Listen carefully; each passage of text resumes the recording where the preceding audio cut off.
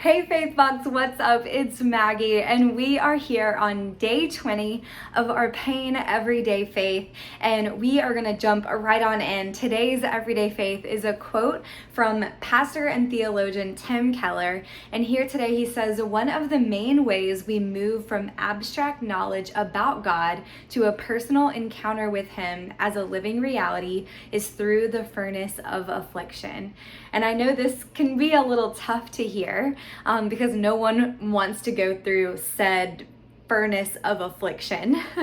But this could not be more true. And even if you just think about any other circumstance that you've had in your life where you went through maybe a traumatizing thing, or maybe you just had a really bad boss and you had to confide in your coworkers, or maybe you had something happen in your childhood and now the only people who understand are your siblings or something like that. And when you go through something traumatizing or something really painful like that, the people that you go through that with become people that you grow closer with because of the trauma. It's like trauma bond that you have with this person or this group of people that may have experienced exactly what you have gone through.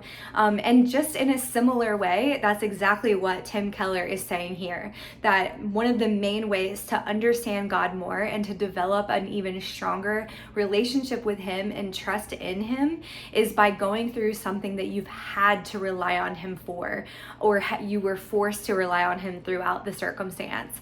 And so just in a similar way, that's exactly what this says here. And that when we go through something like that, when we're forced to rely on God in that way, we move from an abstract knowledge about God to a personal encounter with Him as a living reality.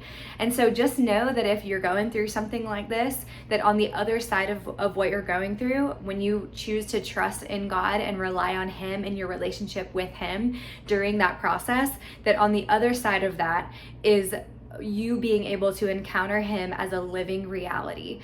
So just stay hopeful and stay faithful to Him. Trust in Him throughout your circumstance, and you will inevitably just grow even closer and stronger with Him.